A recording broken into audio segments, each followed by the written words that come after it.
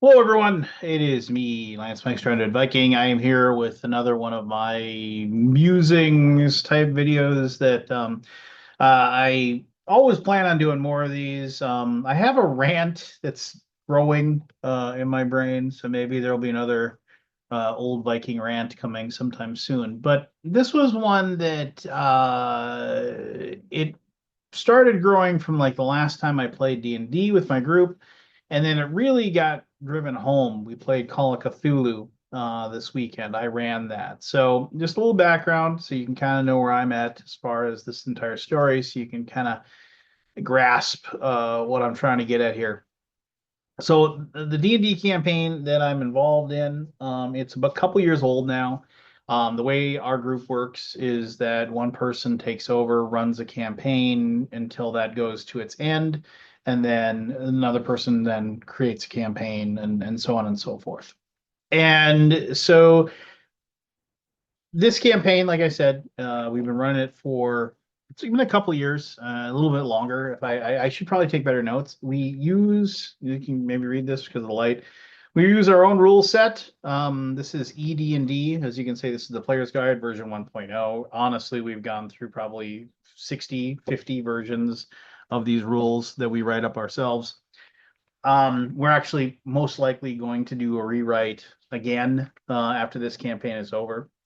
And then because it's in a way it's a living rule set. It's a play testing. Every campaign is play testing it in some way, shape, or form. That being said, we have played actual rules from time to time. We've played every edition of D&D that ever existed. We've played Pathfinder. Just RuneQuest. I'm trying to think of the fantasy ones that we played. RuneQuest, Warhammer. Just what does it matter? We've played a lot of rule sets. Anyway, so my character, it had been a long time since I played a straight fighter. And so in this campaign, I made the dwarfiest dwarf that ever was a fighter. I made the classic grumpy, angry dwarf. My dogs are getting antsy, so I apologize if you hear them here in a little bit. His name is Odin Forgehammer of Clan Forgehammer, and the lore of the world is that there is this crushing giant empire that has its thumb on everyone, and in a lot of cases, the dwarves were very, very independent and did not want to have anything to do with humans. But the humans became so powerful that there was wars, and eventually a lot of the dwarven clans bent the knee and became subservient to the empire. Odin Forgehammer, his clan did not. As far as he knows, he is the last remaining member of Clan Forgehammer, and he has made it his job or basically his life's goal to see the end of the empire in his lifetime. He's very grouchy. He lost an eye in pre our campaigning. He lost an eye in a battle with the Empire when his clan was wiped out. He's sworn vengeance. Blah blah blah. Pretty standard stuff. As they say, boilerplate level things. But it's been fun playing this. Of course, there's an elf mage because of course there's an elf mage that has become friends with Odin. Devin, played by my friend Jason. There's a very big love-hate kind of relationship. Grudgingly, Odin will admit that he cares about him and considers him a brother, but he's constantly very angry and upset about most things. Just standard. It's very much a Gimli Legolas type thing. It's like sometimes, hey, you go back to the tropes because the tropes work. One of the great things was that Devin got some spell that allowed him to animate his own hand if he cut it off. And and then like basically have like a thing, Adam's family thing that could do things for him. And then so we arranged for a regeneration spell to be cast on him. But Odin deliciously volunteered to cut his hand off for him. That was a wonderful moment in the campaign. But regardless, we we've gone on, and now Odin, I believe, is 10th or 11th level, and we're at the end. There's like basically there's a storyline where we are going to have a chance to basically attack and possibly kill the Emperor. Very, very Return of the Jedi-esque. A small band of willing adventurers who are willing to do the dirty work while there's an assault done by the actual like armies on the last Empire stronghold type of thing. So the last time we played, um, I I find myself interested in what's going on in the game. I like the interplay or whatever. Like we had a sailing and we had to fight some sea monster kind of thing, and we ran into some pirates and what have you. But one of the things that I realized was like as we had a battle with some giants because we were crossing over some mountains, at no point did I ever feel Odin was in danger. I mean, he's basically a killing machine at this point. I mean, I guess theoretically, if like 20 giants jumped him, they could probably kill him or anything. But he was holding his own against like three giants, and just handling them just fine. And some people might say, well, that's stupid. The Giants should be able to. But I mean, like his armor class is super high. He's got a bunch of abilities, a bunch of magic weapons. Plus we have a cleric, that can heal him if something really bad happens.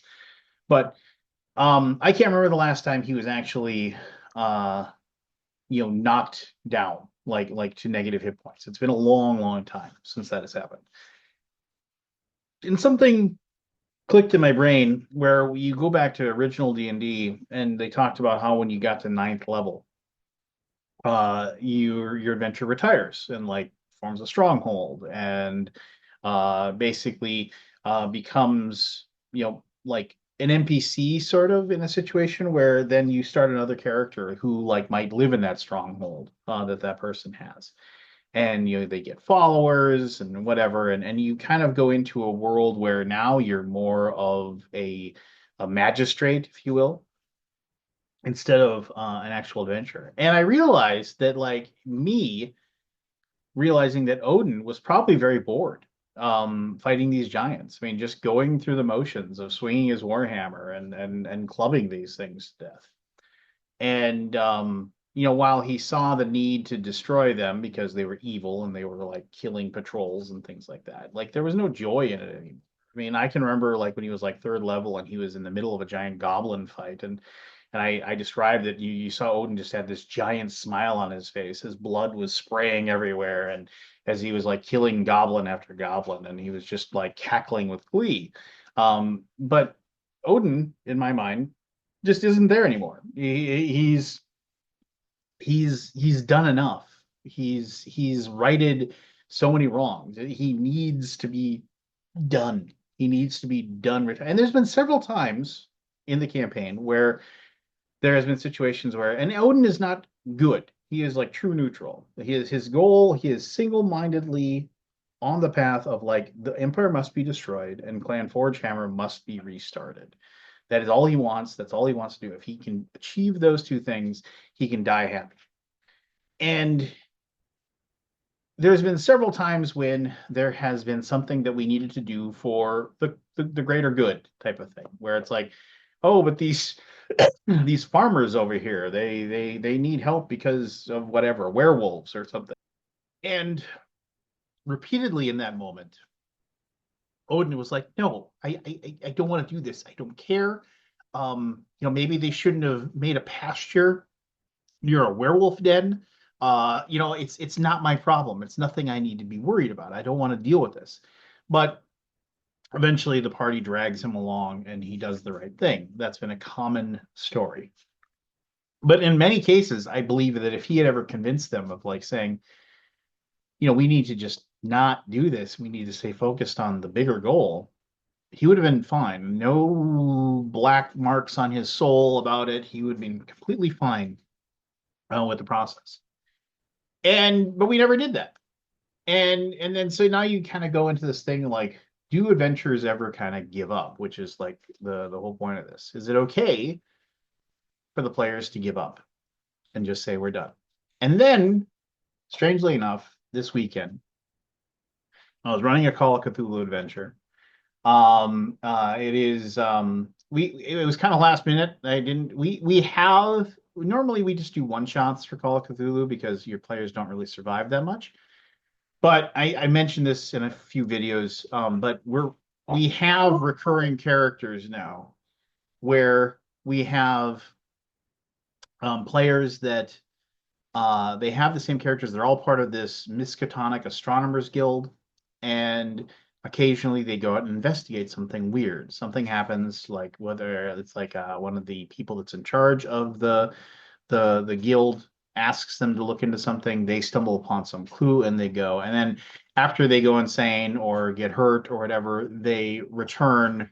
They go through a convalescing period where they get fine, and then the next time we run an adventure, they go out and do it again.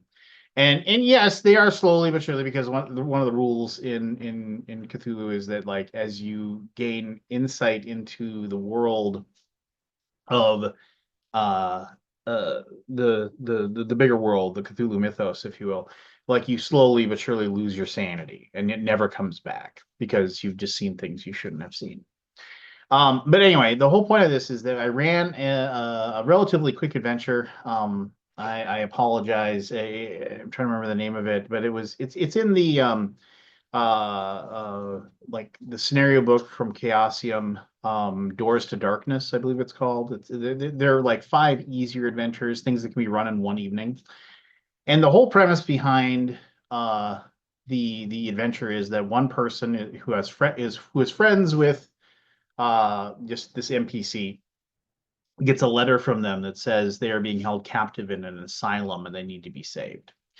And when they travel to that asylum, they start to find out that there's something really, really sinister going on in the background. And then they start to find out that, like, something big and immense and huge is living within the confines of the asylum, that is driving everybody even more crazy, and it's feeding off those negative feelings. And I mean, I'm trying to stay relatively spoiler free. So players are having a good time, and we were running this because the person that normally would run our D&D campaign wasn't able to make it that night. So we just kind of slapdash this together, and it was a scenario that I read a few times, so I had no problems in running it. And as they kind of dove into the mystery, bad things start, as happens in Cthulhu, bad things started happening to them and the people around them. And one of the characters, this student by the name of Fern, she suffered massive bodily injuries from a car accident, from being pushed down a flight of stairs. She was like spending time, like she had to go to like the emergency room like twice in the campaign.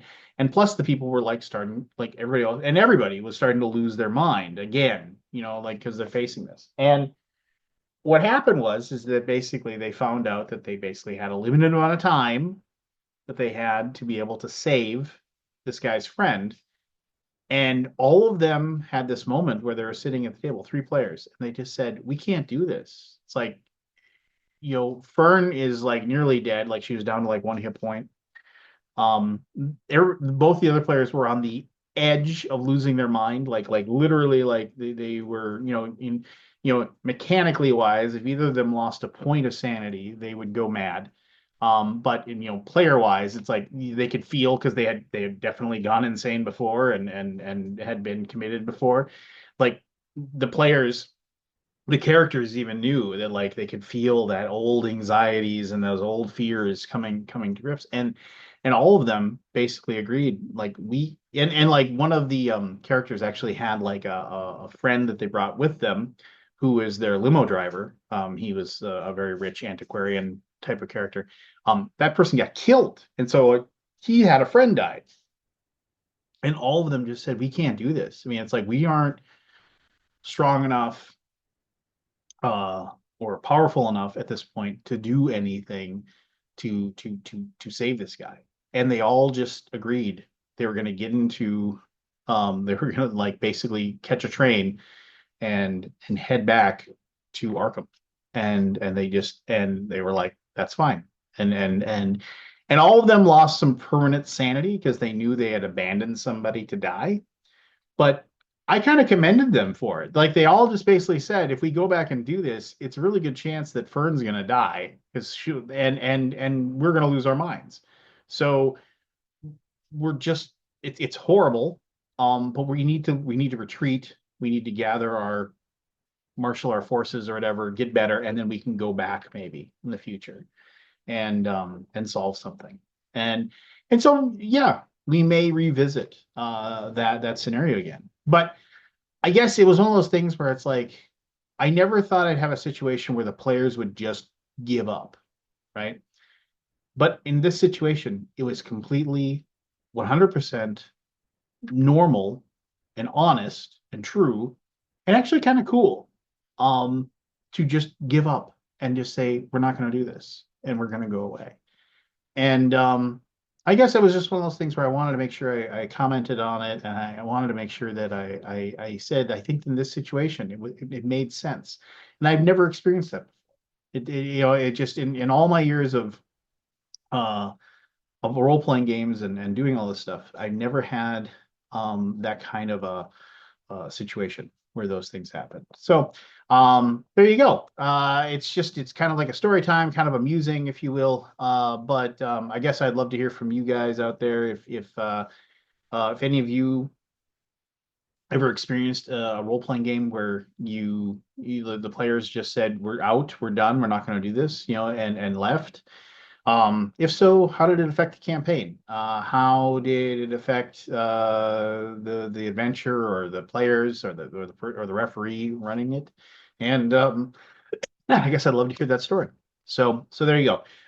Thanks for listening to me kind of blather on about this. Until next time, like I'm trying to do one of these videos a week, maybe more if the mood suits me. Um, so take care of yourself. And until next time, this is me, the Undead Viking.